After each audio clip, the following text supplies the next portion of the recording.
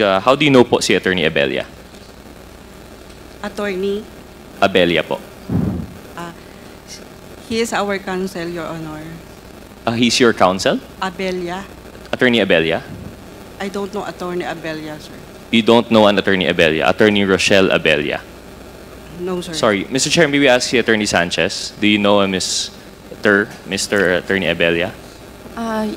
Your Honor, yes, Mr. Chair. Attorney Abella is one of the staff in the Office of the Vice President. Oh, one of the staff in the Office of the Vice President. Yes, Your Honor. Okay. Back to Ms. Villa del Rey. Is it more familiar now to you po?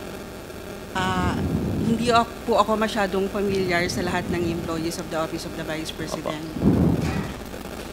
Ms. Sanchez, I hope you don't mind, Mr. Chair. I know it's unorthodox, but I'd like to, because of the point I'm driving at, I'd like to toss in between the two resource persons. One, I'll just go quickly between them. Attorney Sanchez, through the chair, most respectfully. Si Attorney Abella, you've known Attorney Abella for quite some time. Your Honor, yes, Your Honor. She joined the OVP, I think, sometime this year, if I am correct, Your Honor. Can you describe how she looks po ba? Yes, Your Honor. Attorney Abella is fairly tall and slim. Okay. Are there a lot of attorneys in the Office of the OVP? Currently, Your Honor, there are only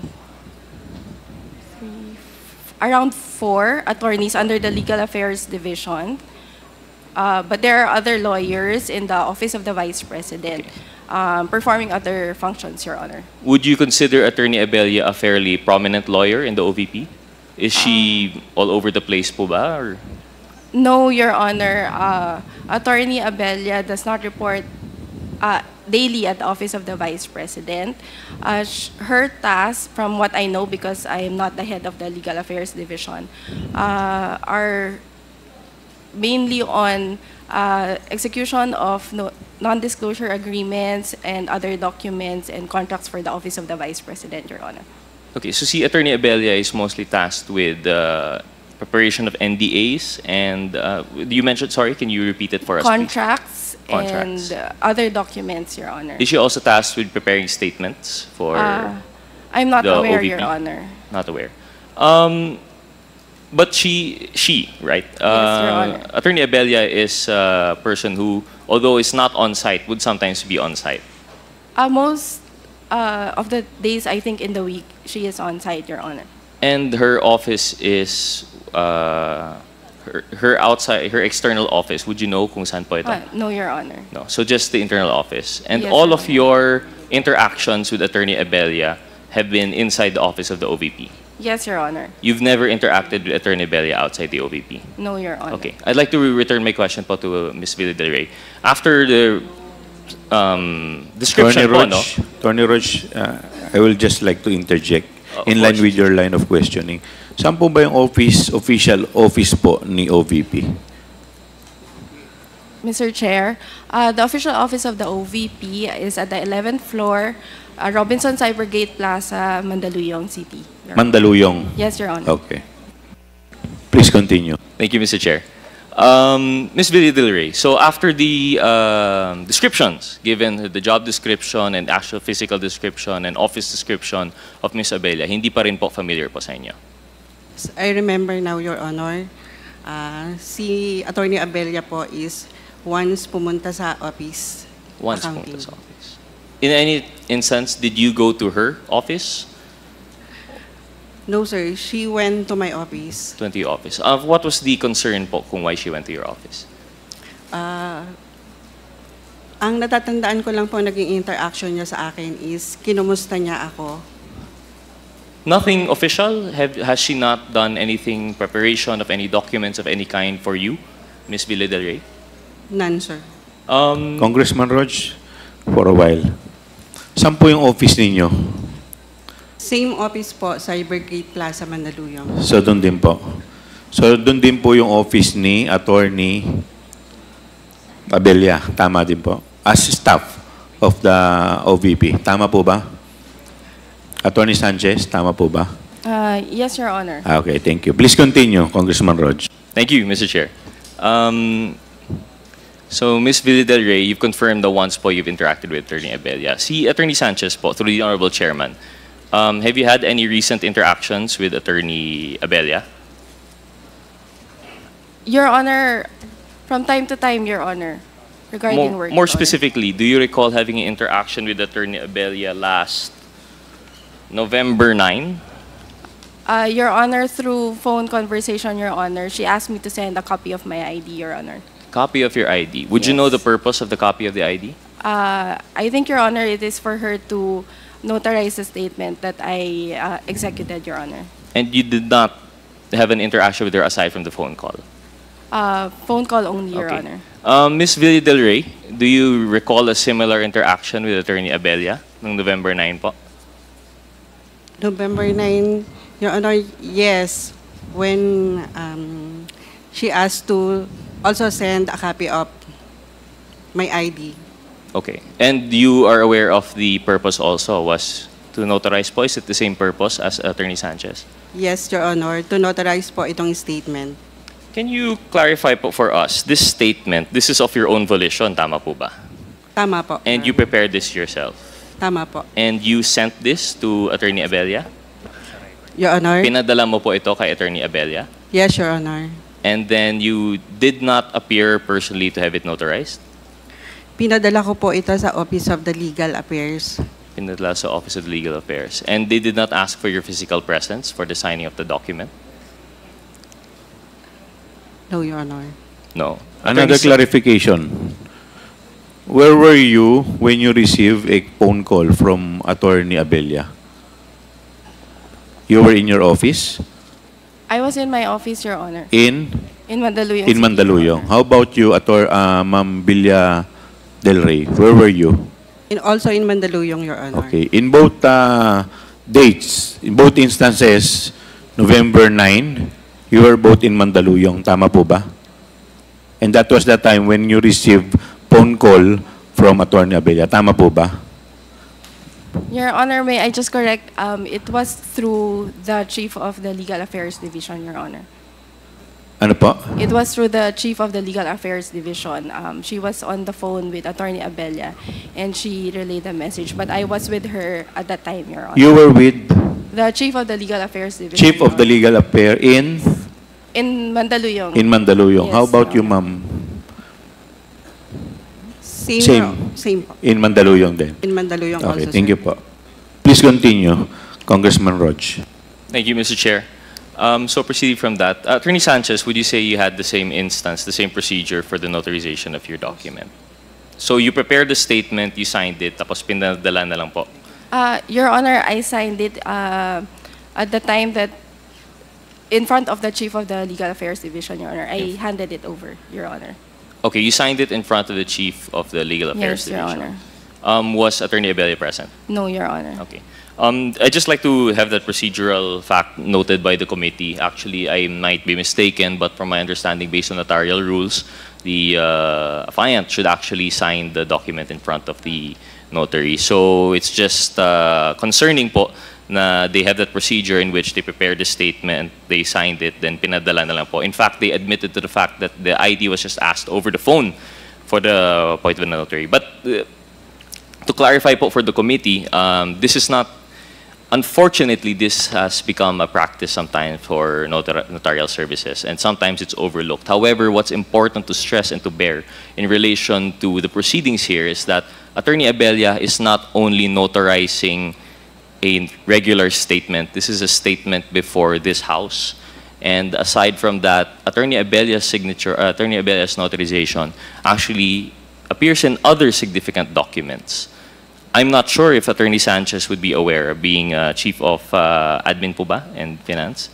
And I'm not sure if Ms. Villa Del Rey is aware also, being Chief of Accountant. But Attorney Abella's notarial stamp, notarial imprimatur, appears not only in their statements, which they have prepared, but has actually appeared in, I believe, the liquidation reports po ng OVP confidential funds. So it brings a question, kung magkakaroon po, the whole purpose of the notarial procedure is to verify as officers of the court to allow persons to execute statements under oath, in a way. So the purpose of this is to preserve the integrity of the statements made. Now, if there's an issue regarding the procedural, if there are procedural lapses in the notarial services, then it puts into light the veracity, authenticity, and acceptability, admissibility of these documents. So what's stressing for me is that this isn't just only for the statements, which, don't get me wrong, Mr. Chair, this is important for us today because the statements that they'll be presenting is their official testimony to our questions here today, of course. But more importantly, the fact that the same Attorney Abella is the lawyer who notarized the OVP confidential fund certification, the DepEd. Sorry, Mr. Chair, Attorney Abella is in the office of the OVP. Tama po ba, Attorney Sanchez? May we clarify, since you're more familiar with Attorney Abella. Attorney Sanchez? Yes, Your Honor. Did she have a stint in the Department of Education? I am not aware, Your Honor. It's not your personal knowledge, but that's something for us to consider kasi nga po, her signature appears as the notary for the OVP confidential funds and the DepEd confidential fund certification, aside from the statements presented today. So I'm not sure, perhaps at the proper time, with the proper motion, should this committee deem wise, we might want to invite Attorney Abella. Although this is not usual practice, I understand that in the courts, usually they would frown upon the act of having to present a notary as a witness. But given the fact that, for example, we can't even get the 9 OVP officials present, perhaps we can invite Attorney Abella, not only for her notarial stamp on the statements of Ms. Villa Del Rey and Attorney Sanchez, but also on the OVP confidential funds and DepEd confidential funds. This is just Comsec, please take note of the manifestation of Congressman Gutierrez. this is a procedural concern. But with that out of the way, Mr. Chair, I'd like now to proceed with some preliminary questions for Ms. Villa Del Rey. So, Please Mr. Chair, Ms. Villa Del Rey, kayo po yung Chief Accountant ng Office of the Vice President. Yes, Your Honor. How long na po kayo sa OVP? Your Honor, I've been in the OVP since 1990. During the last year of VP Laurel. A VP Laurel pa po. So you are a career public servant. Yes, Your Honor. So from 1990, that would put you now at 34 years of service po. And in your 34 years of service, may you just quickly give us a rundown? Kailan po kayo naging Chief Accountant? I was employed in the OVP in 1990. I became an OIC, I cannot recall, but I appointed Chief Accountant in 1998. Oh, that's a quick rise po, no? From 1990 to 1998, kayo po yung naging Chief Accountant. So you have been the Chief Accountant for the OVP for how many administrations now po? For at least seven po, 7 Vice Presidents. And as the Chief Accountant, you are in charge of the accounting division, is that correct? Tama po, Your Honor. And part of your duties would include reviewing and processing the disbursements and liquidations of the OVP. Tama po. Okay. Before anything, I'd like to commend you for your long tenure of service. Maraming salamat po. Given that you're 6 administrations in, I'm pretty sure you are adept and an expert in your field. Given that you are, you know, well experienced in your field, I'm sure you're familiar with yung tinatawag na government accounting manual. Is that correct? Yes, Your Honor. Can you run down for the committee ano po yung requirements on government accounting manual in relation to cash advances? For the cash advances under the regular, Your Honor, there should be fund or allotment to cover the issuance of cash advance.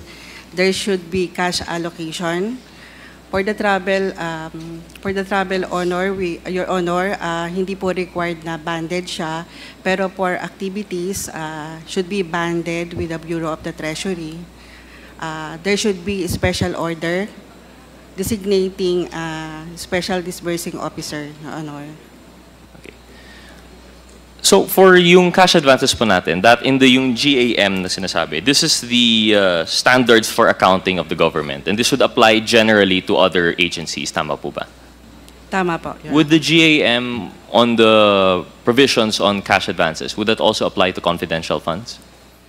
No, Your Honor. And why is that po? What is the standard that you use for the for confidential funds? For the confidential fund, Your Honor, it is covered by the Joint Circular 2015-01. So, the same joint circular that if you've been following our committee hearings was cited by the ICFAO. Yun yung general basis po nila for confidential funds. Tama po, Your Honor. Are there provisions in the government accounting manual that would still suppletorily, in a way, apply to cash advances? Wala po akong natatandaan, Your Honor. Wala po. Only the Joint Circular. So, there is no requirement that for cash advance for specific purpose or time-bound undertaking, that this should be recorded into the books of accounts as advances to special disbursing officers? Wala po kayong inonote na ganun po? Can you repeat, Your Honor? When you were talking of cash advances for specific purpose or a time-bound undertaking, I'm not sure, I'm not an accountant, but I think this is a very specific definition under the GAM. Tama po ba? Apo. Yeah, okay. So with that, do you record it in the books of accounts as advances to special disbursing officers? Tama po, Your Honor. So there are some provisions in the GAM that would apply. It's not purely in joint circular. Tama po ba this is a procedure that's outlined in the GAM? Tama po. So suppletory naman pala po yung GAM, no? Nagagamit rin po siya even for confidential funds.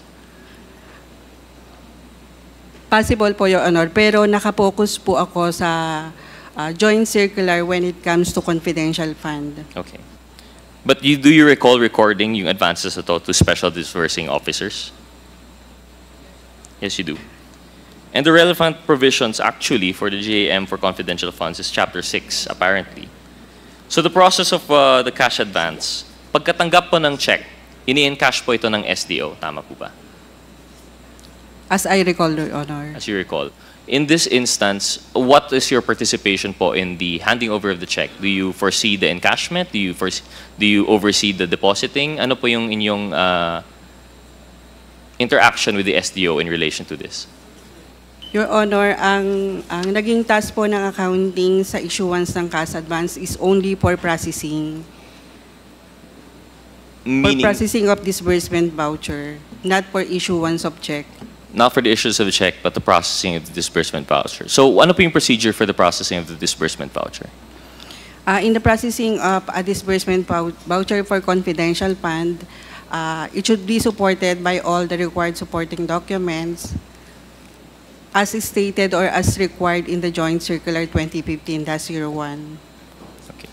So, when you say po, hindi po kayo involved sa issuing of the check, are you somehow involved in the encashment or depositing of the check? For encashment and depositing of the check, it is the SDO, The Your SDO. Honor. So, no participation required on your part doon sa SDO. They don't need any clearance from you. They don't need you to sign off on anything. It's purely the responsible of the SDO. In line with the provisions of the joint circular. Tama po ba? Tama po, Your Honor. Okay. With that, are you aware of the procedure? Just on personal knowledge, kapag tinatanggap na po ng SDO, of course, we'd like to ask the SDO himself or herself these questions, but given na wala po sila, we'd like to ask you as Chief Accountant, kasi po, I hope you understand, minsan nalilito rin po kami as not actually practitioners in this field. Marami pong accountants and auditors pala po, no, within one office. But it's understandable na special po in confidential funds. So in relation to confidential funds po, Ms. Villa Del Rey, you mentioned that you have no participation in the encashment and no participation in depositing of any sorts. But are you aware of the procedure of the SDO? Ano pong ginagawa po niya pag nakatanggap ng cheque for the confidential funds? I'm sorry, Your Honor, hindi ko po alam. Bali, ang task ko lang po talaga is to process the issuance of cash advance for Okay. the confidential fund.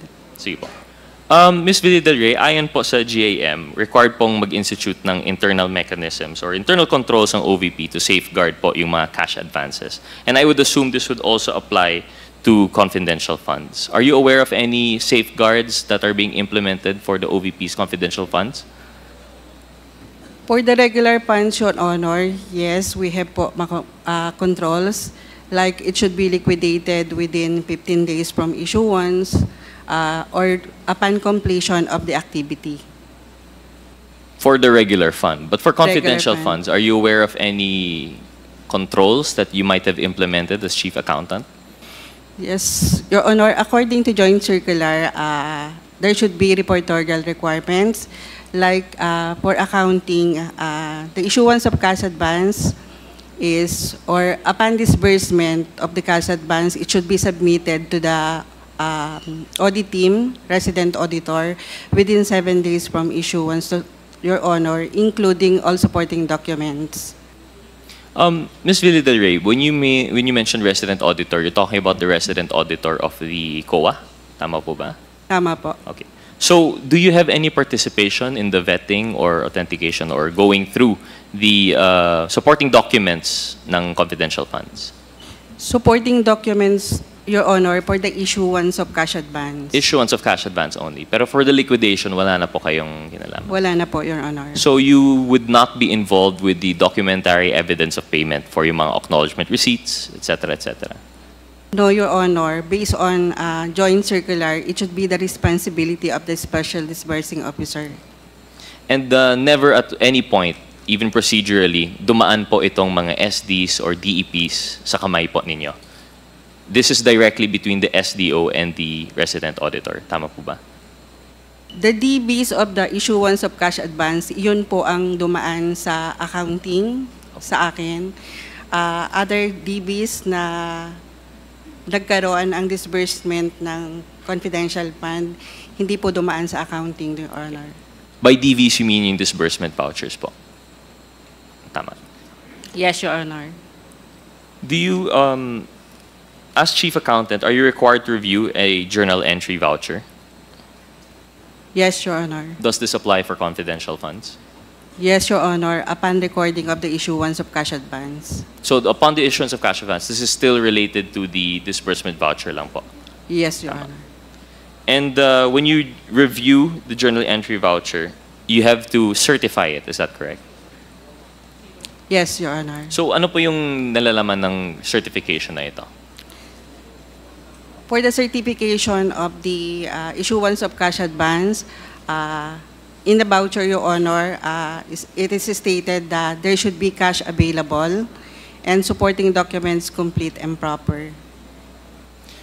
So when you issue po yung disbursement voucher, is it a requirement, for example? Because I understand yung ating confidential funds is, except for 2022 po, no, which was issued by virtue of yung contingent fund na nilipat, under the GAA po, yung confidential funds natin for 2023. Tama po. Is it a requirement in the subsequent disbursement vouchers that you would have to certify na inubos po yung previous quarter? Yes, Your Honor, before the issuance of another cash advance. And how do you verify po na naubos yung previous disbursement voucher, yung previous cash advance? Sir, for the liquidation of previous cash advance, it is stated in the joint circular, and also ito lang po, din po yung naging basis ko, the received transmittal copy of the supporting documents duly stamped by ICPAW. Okay, so ang procedure po natin is the SDO will submit the liquidation report to the resident auditor, the ICFA will stamp, and then provide it po to you, Ms. Villadere. Is it provided to you by the SDO or by the COA po? By the SDO, sir. Si SDO. And when you receive this stamped copy po ng liquidation report, ministerial na lang po yung pag-issue po ninyo ng disbursement voucher for the next quarter. Tama po ba? Not the liquidation report, Your Honor, sorry. only the transmittal. Listing po lahat ng documentary requirements, all reports and certifications submitted to ICPAW. So, yung listing na po ito, how many pages ang document na ito? I think, kung tama pa yung pagkaka-recall ko, it's 3 pages po. So, manipis lang po. So, talagang walang liquidation report, walang AR, walang SD. It's just the letter of transmittal lang po. Parang ganun. Tama po. Okay. So, in that case po, in relation to the GAM and the joint circular, what is it that you would record in the books as chief accountant? It's really just disbursement to the SDO. Your Honor, ang recording ko po sa book is the issuance of the cash advance when issued to the SDO and the liquidation of the cash advance upon receipt of the transmittal duly received by ICPAW. Okay. Ms. Villadere, as chief accountant, you would confirm that there is a general ledger.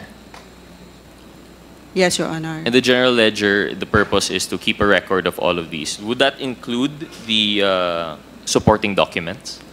No, Your Honor. So before you make an entry in the general ledger, do you have to go through the supporting documents? Only for cash advance, Your Honor. So for cash advance. In this case po, sa confidential funds, this is one such cash advance po, no? So Yes. before you enter it in the general ledger, what documents would you be requiring before you make that entry in the general ledger? Before entering into to the general ledger, sir, we will the basis of our recording is the report of the checks issued from our cash division and the copy of the disbursement voucher together with the supporting documents. Okay, checks issued, disbursement voucher, and supporting documents. Can you give us an example ano po yung SDs that are relevant to this entry? SD Anong supporting documents po Supporting na documents. binabanggit po ninyo? Yes, sir. For the issuance of cash advance, supporting documents required are a special order of the disbursing officer designated by the HOA, approved banding from the BTR, copy of the SARO and NCA, specimen signature of all signatories in DBs and ORS. What else? That's all, Your Honor. Okay, thank you. So really, it's related to disbursement lang talaga. Ms. Villa Del Rey, can you, I'm sorry, we're not too familiar, pero can you distinguish yung general and subsidiary ledger?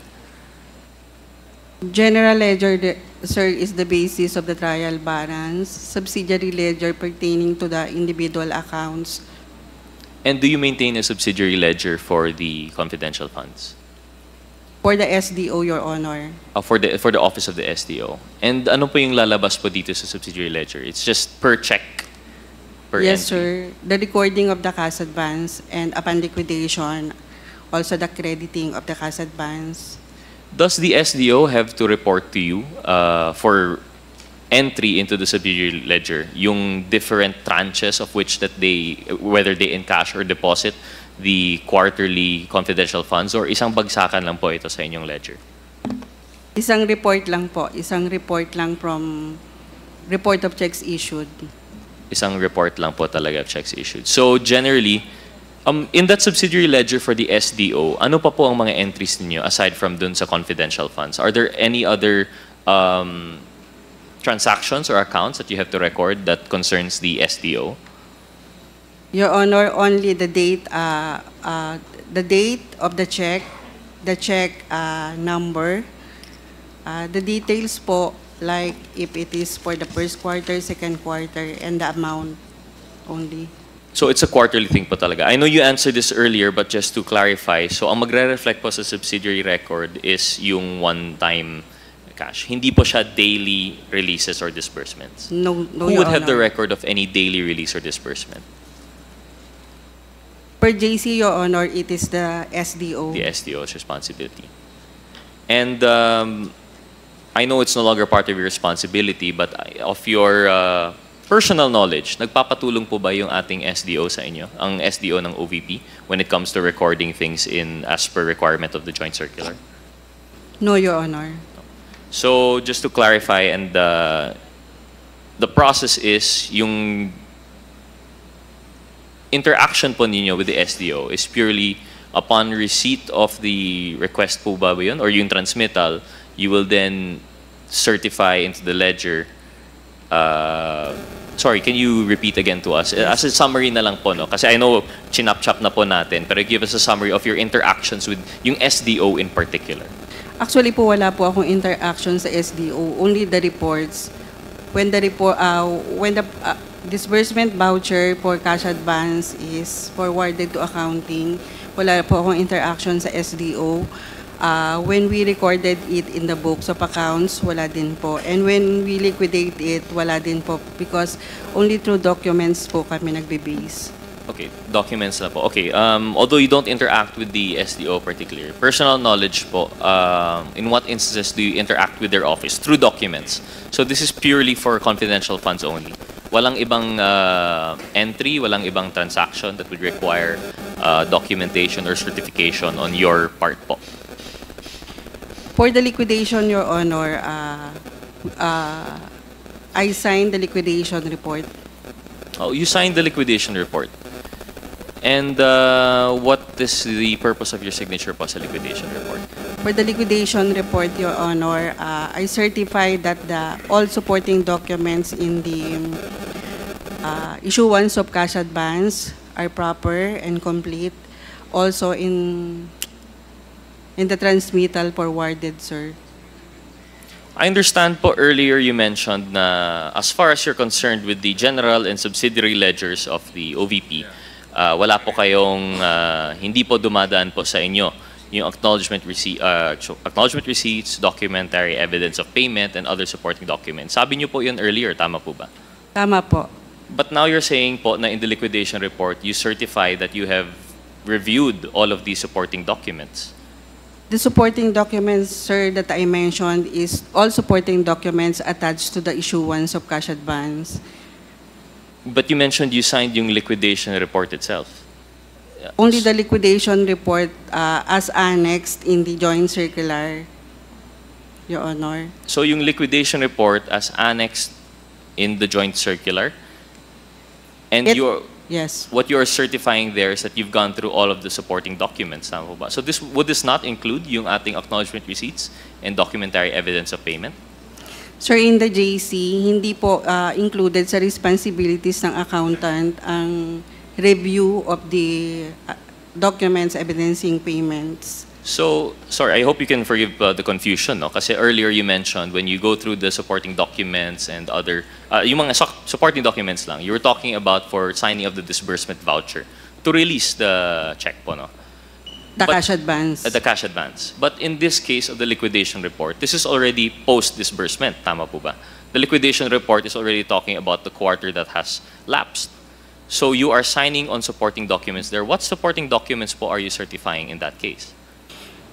Sir, the supporting documents of the liquidation, not necessarily po yung documents evidencing payments. It is under the responsibility only of the special disbursing officer, and the audit of this is through ICPAO. No, I understand po what you're saying is that it's not necessarily your responsibility, but you do have a certification there that you have gone through all the supporting documents. So how do we distinguish which supporting documents are verified or certified or prepared by the SDO and which supporting documents are verified or prepared by the chief accountant? Could you please clarify to us po which particular supporting documents are you certifying? Yes, the supporting documents I certified po as complete and proper is the supporting documents also to be submitted sa ICPAO, which is also the attached documents of the cash advance. But the acknowledgement receipts and DEPs are also submitted to the ICFAO, is that correct? Yes, sir, but it is through a sealed envelope signed by the SDO. Okay, so the documents that are not sealed in which you certify would be specifically, could you enumerate for us po? Sorry? Yes, sir. The special order. The same attachment of the cash advance, special order, the approved banding, specimen signatures of all the signatories, the copy of the SBR, the physical and financial plan of the confidential plan. Okay. That's I can remember, Your Honor. Thank you. Of course, marami po yan. So, Ms. Villadere, you mentioned that this is the same SDs that are in the disbursement voucher. Yes, Your Honor. So kung ano po yung sinertify and sinubmit nyo for the disbursement voucher prior to the cash advance, yun rin po that is what you're referring to po na ina-attach ulit sa liquidation report submitting to the ICFAO. That is what you are certifying to. Yes, Your Although Honor. the terms in the certification are all documents, you are testifying now that it's only in relation to these particular documents that you have mentioned. Tama po. Tama po. Thank you po for the clarification, Ms. Villa Del Rey. Mr. Chair, if I would still have some time, I'd like to ask just a few preliminary questions to Attorney Sanchez. Yes, please continue. Thank you, Mr. Chair. Attorney Sanchez, kayo po ay dinesignate bilang officer in charge, Chief of Staff of the OVP na inaprobuhan ni VP. Tama po ba? Mr. Chair, may I know the period covered, Mr. Chair? I'm just referring to the office order number 2024-56. But if you'd like to testify about any period, you are free to answer. Hindi naman po to yes or no. Mr. Chair, there are different periods, if I recall, that I was assigned as the OIC of the Office of the Chief of Staff. In which Mr. case Chair. po, can you please relate to this committee? What time periods po kayo ay naging OIC? And if you can confirm that OIC pa rin po kayo ngayon. Mr. Chair, I cannot recall the specific periods, Mr. Chair, but I can trace the office orders or special orders designating me as the OIC, Mr. Chair. Could you give us at least a ballpark, not figure, a ballpark duration? Which months po kayo naging chief of OIC? And I'm sure if natapos po yung inyong pagiging OIC, that means may na-appoint na actual chief of staff. And then naging OIC naman po kayo. Am I understanding your story correctly? No, Mr. Chair. I would just like to clarify that I am only appointed as the OIC for the Office of the Chief of Staff whenever the Chief of Staff and the Assistant Chief of Staff are not available in the office, Your Honor. Okay, so it's a temporary thing. Yes, Hindi Your naman po Honor. siya yung dahil wala pa yung Chief of Staff. Yes, Your Honor. Okay. Ang sabi po sa Office Order 2024-56 is mayroong travel ang Chief of Staff na si Attorney Zuleika Lopez at Assistant Chief of Staff na si Lemuel Ortonio on October 18, 2024. So let's zero in on this one time. Do you recall this? This order? Yes, Your Honor. Could you relate to us ano po yung official travel ni Attorney Lopez and the Assistant Chief of Staff Ortonio? Your Honor, from what I recall, they had to travel to Davao, Your Honor. To Davao. And would you Yes. recall the duration of this? I do not recall, Your Honor. I can trace the travel order, Your Honor, and provide this committee with it, Your Honor. Okay. One last preliminary question. Bilang OIC, would you say you're relatively capable or familiar with the office of at least of the Chief of Staff? Your Honor, as OIC, I only perform functions which are specifically designated to me, Your Honor.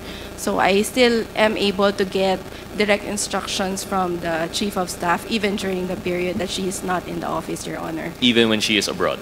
Yes, Your Honor. Okay. One more question. Bilang, sorry, can you clarify? Masyadong maliit yung name tag. You are director for what department? For Administrative and Financial Services Office, Your Honor. Okay. Financial services, do you have any interactions or any role in the disbursement of yung confidential funds? Your Honor, my participation in the disbursement of confidential funds is just limited as one of the signatories of the checks for the cash advance, Your Honor. So checks for the cash advance which are being verified by Ms. Villy Del Rey for disbursement lang. Yes, so Your you Honor. have no participation in yung tranches. For example, yung for 2022 of December, 125 million, kay Ms. Villy Del Rey, they will only record it as one whole 125 million.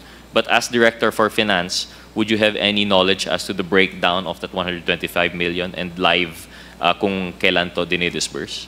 I'm sorry, Your Honor, but I have no personal knowledge on that matter. Okay. Thank you very much, Attorney Sanchez. Mr. Chair, I'll now yield the floor to other interpellators. Maraming salamat po. Thank you, Congressman Gutierrez. The next interpolator is Congresswoman Pami Zamora. You are now recognized. Good morning, Mr. Chair. I'd like to direct my questions kay Ma'am, tama ba, Julieta? Paano po i-pronounce? Julieta Villa del Rey. Hi, Ma'am Julieta Villa del Rey. Ma'am, binanggit mo na po kay Congressman Gutierrez na kayo po ang Chief Accountant under the OVP.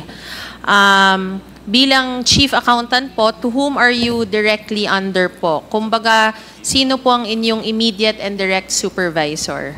Under the Director of APSO po, Your Honor, Administrative and Financial Services OPs. I'm sorry, ma'am, mahina po ang pandinig ko. Pakiulit po. Under the Director of Administrative and Financial Services OPs. Okay. And bilang sa ilalim ka po nitong binanggit nyo, under ka ng Director for Administrative and Financial Services Office. Wait lang, ma'am. Can you confirm if this is the correct organizational chart of the OVP? Kung saan ka nabibilang? Tama po, under the Director of APSO. And Tama po ba, ma'am? Yung Director for Administrative and Financial Services ay yung katabi niyo po ngayon, si Ma'am Rosalyn L. Sanchez. Tama po. Okay. And ang on top of all of this ay ang Chief of Staff na si Miss Zulaika T. Lopez. Tama po? Tama. All right. Ma'am, bilang Chief Accountant, dumadaan po ba sa opisina ninyo yung mga pondo na pumapasok sa OVP? Yes, Your Honor. All right. Okay. For the last quarter of 2022, ma'am, maaalala niyo po ba yung cheque na pumasok sa OVP? Last quarter of 2022. Cheque. Apo. Wala po Ako na pong akong- magpapaalala, ma'am. Ito po. 125 million po. Tama po ba? Pakibasa po. Tama po ba ang pagkakabasa ko na 125 million po siya? Tama po, Your Honor. Okay. Pero, Your Honor, as I said earlier, hindi po dumadaan sa amin ang check payment. Only the processing of disbursement voucher. Opo. Opo, ma'am. Darating tayo dyan. So, ang tanong ko, ma'am, ang tanong ko, ma'am, kasi inunahan ako ni ma'am. Ang tanong ko sa iyo, sabi mo, processing lang of disbursement vouchers. Ang tanong ko ngayon, in any way, are you notified ba kapag may cheque na? Kasi sinabi mo kanina kay Kong Rog, assured dapat na may fund na or allocated budget for it. So, paano mo nasasabi yon? So, in a way, nanonotify ka na may cheque na. Only sa report, Your Honor, report of checks issued. Sa report mo lang natatanggap. Yun po ba? Tama po. So, hindi mo po masasabi sa akin, ma'am, kung ang checking ito ay, kung anong pinagdaanan po ng cheque na ito, kung ito po ba ay in-encash, dineposit. No, Your Honor. Is there anybody here who can answer? Kung ano pong pinagdaanan ng cheque na ito? Alright. Can we go to the next slide?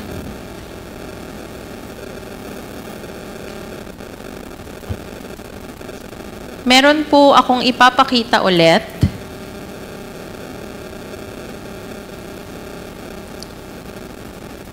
Ma'am, magkano po yung nakasulat sa cheque na ito for the first quarter of 2023? 125 million, Your Honor. 125 million. And again, bilang Chief Accountant, sinasabi mo po kanina kay Congressman Gutierrez na hindi po dumadaan sa inyo to. At again, processing lang ng disbursement vouchers ang trabaho niyo po. Tama po ba? Tama po, Your Honor. Alright. At wala po sa ating kahit sino ditong makakasagot kung papaano po lumabas ang cheque na ito. Okay. Can we go to the next check, please?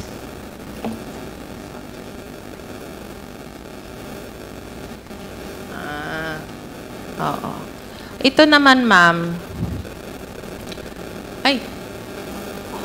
For the next check, again, of 125 million, kay Ma'am Villa del Rey, again, so, hindi po ito again dumaan sa inyo. No, Your Honor. Ma'am Rosalyn Sanchez, ikaw po, nakikita ko po, nagulat po ako, ikaw po ang nakapirma dito. Naaalala niyo po bang pinirmahan niyo po ito? Yes, Your Honor. Pati pala yung first check, tinanong kita kanina, hindi mo naaalala. Okay, so anong nangyari sa cheque na ito, ma'am? Ma'am Rosalyn Sanchez. Ma'am, may I just be, Your Honor, may I be clarified?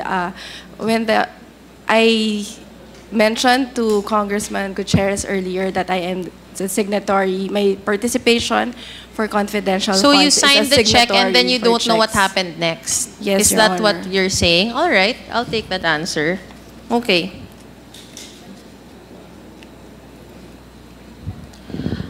Mabalik ako kay Ma'am Villa del Rey. Ma'am Villa del Rey, as the Chief Accountant ng OVP mula early on, nakailang Vice President ka na po, sinabi niyo po sa amin. Particular po kayo siguro talaga. In fact, nabanggit niyo kanina dun sa joint circular ng 2015. Tama po ba? Tama po. And you are very much aware of your responsibilities as agency accountant under the joint circular, particularly under section 6.3.3.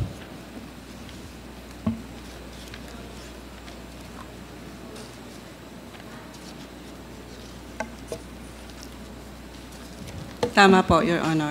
Sa joint circular, ma'am, merong guidelines on the grant and liquidation of cash advance for confidential funds. Tama po ba?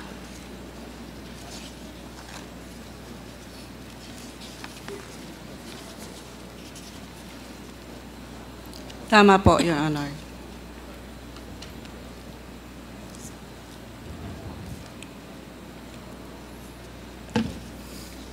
Kinukumpirma mo kanina, ma'am, na ayon sa kaalaman mo, na kahit na hindi sa'yo dumaan ang tseke, di ba?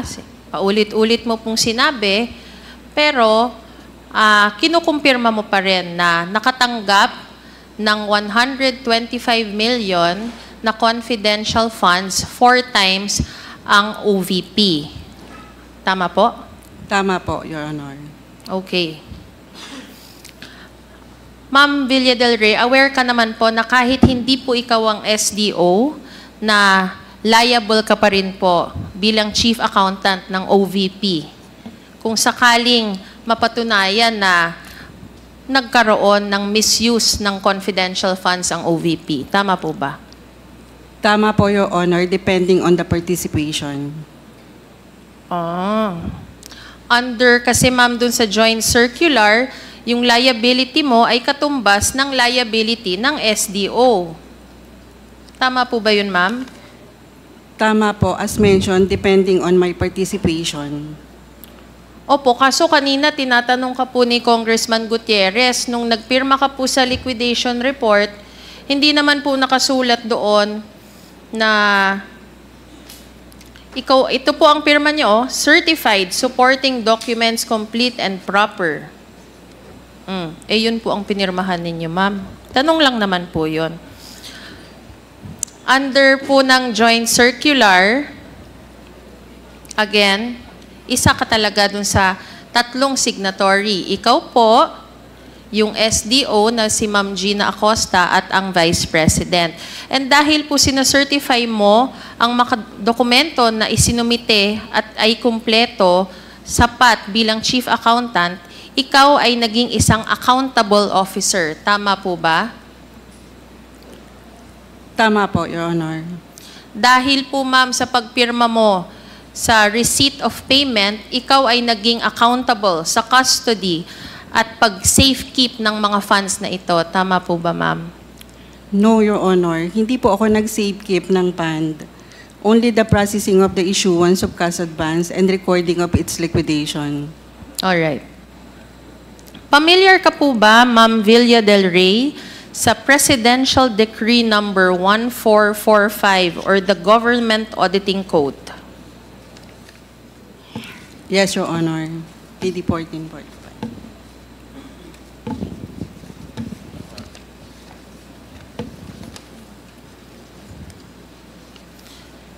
Sa mga hindi po familiar dito, we will flash it. Under Section 103, it says general liability for unlawful expenditures. Expenditures of government funds or uses of government property in violation of law or regulations shall be a personal liability of the official or employee found to be directly responsible therefore. In Section 105, it talks about the measure of liability of accountable officers. Binanggit niyo po kanina, kayo po ay isang accountable officer. It states, every officer accountable for government property shall be liable for its money value in case of improper or unauthorized use or misapplication thereof by himself or any person for whose acts he may be responsible. We shall likewise be liable for all losses, damages, or deterioration occasioned by negligence in the keeping or use of the property, whether or not it be at the time in his actual custody. Every officer accountable for government funds shall be liable for all losses resulting from the unlawful deposit, use, or application thereof, and for all losses attributable to negligence in the keeping of the funds. Ibig sabihin ng mga provisions na ito ng PD 1445, personal liability ng accountable officers ang unlawful use or application of government funds or any loss attributable to the accountable officer's negligence in keeping the funds. Sumasang-ayon ka po ba dito, Ma'am Julieta Villa del Rey? Your Honor, may I reiterate lang po na hindi po ako nag-handle ng cash and my participation in the confidential fund is only in the issuance of it, the processing of the disbursement voucher, checking of all the supporting documents attached to the issuance of cash advance. Ma'am, if wala po kayong interaction sa SDO, hindi nyo po ba nakikita ang SDO na nagre-receive ng check ng subject of the disbursement voucher? No, Your Honor. Sino po ang nagre-release ng check sa SDO? Cash Division, Your Honor. Cash Division. Sino naman po, ang tanong ko po sa inyo, since pinirmahan niyo po lahat po ng liquidation reports na meron po ako dito, sino po ang nag-aabot sa inyo ng liquidation report for your signature? It was routed po to our office. It was routed. What is this process? It So was it's like, yes, it was routed po from office of the VP. from office of the VP. To Sino account- pong nagdadala nun, ma'am? Was it a messenger? Liaison officer, Your Honor. Who is this liaison officer? I don't have idea, Your Honor, since hindi it was only handed to me by my staff in a folder or in an envelope with marked confidential. It's such a big deal. So, inaabot-abot lang po pala yung ganitong papel. Okay. So, ma'am, kayo po, hindi po kayo sumasang-ayon dun sa provisions ng PD 1445. Kahit na po kanina, binanggit niyo po na you agree that you are the AO or the accountable officer. Yes, Your Honor, I am accountable officer only in the issuance of cash advance. Hindi po ba ganun din po yun? Okay. Sa ngayon, ma'am, ako tatanungin ko pa rin po to. Bilang accountable officer po ng mga pinakita ko pong cheque noong 2022 at 2023, would you agree that any unlawful use of these funds would be your personal liability? Based on the joint circular, Your Honor, but So yes. yes, depende po sa participation ko as chief accountant. Oo, nag-yes ka na. Ma'am, dahil po pinirmahan mo po bilang chief accountant ng OVP ang mga disbursement voucher at liquidation reports, may presumption naman po talaga tayo of regularity and that everything is above board. Di ba po?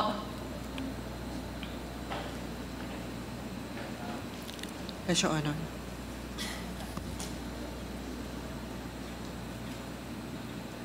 Yes, Your Honor.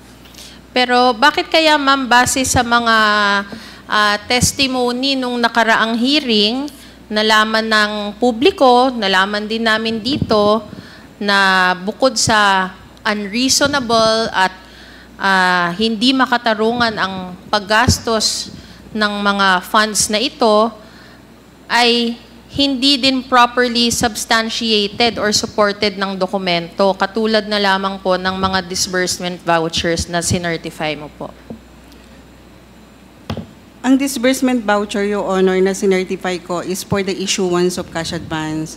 It was all submitted for post-audit to the resident auditor of COA.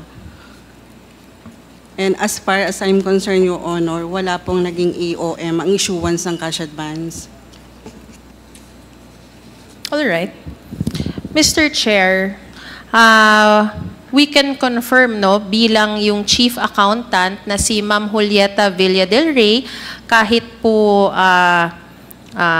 she devoids herself of responsibility dun sa cheque, hanggang dun lang siya sa disbursement voucher, nandun talaga siya. We can confirm that she is part of the process ng naging paggastos at liquidation ng confidential funds ng OVP. And as we continue our deliberations, Mr. Chair, on the issue, I hope that Ms. Villa del Rey will continue to be very diligent in cooperating with the committee para po mas mabigyang linaw ang ating mga katanungan. Yun lamang po, Mr. Chair. Thank you very much, and I yield to the next interpellator.